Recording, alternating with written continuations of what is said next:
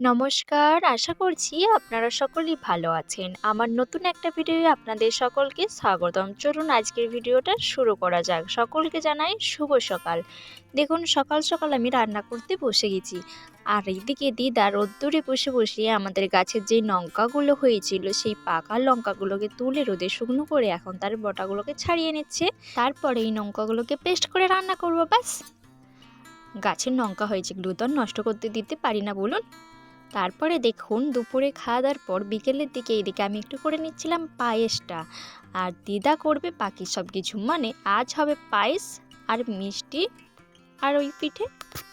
আজ হবে নলেন গুড়ের পায়েস আর হচ্ছে সরু পিঠে। তবে হ্যাঁ, এই শীতের দিনে কার কার পিঠে খেতে ভালো লাগে সেটা কিন্তু আমার কমেন্ট বক্সে কমেন্ট করে আপনারা অবশ্যই জানিয়ে দেবেন। হ্যাঁ, আর পায়েসটা আমার কেমন দেখতে হয়েছে বলুন তো? নিশ্চয়ই খুব সুন্দর দেখতে হয়েছে, তাই না?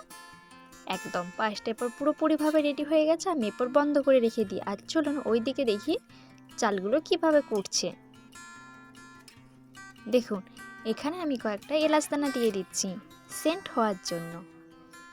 এমনিতে তো সেন্ট হবে, আর একটু বেশি করে সেন্ট করার জন্য।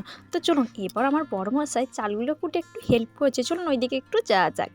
এই দেখুন মিক্সিতে চালগুলো দিয়ে দিচ্ছে, তারপর মিক্সির সুইচ দিয়ে একদম বনবন করে ঘুরিয়ে নিলেই রেডি হয়ে যাবে আজকের গুড়ি সরু পিঠে করার জন্য। এই দেখুন অনেকটা কুটেও ফেলেছে, এখনও কিন্তু আছে, এখনও এ দেখুন এই চালগুলো আছে কুটতে, আর এই দেখুন কুটছে।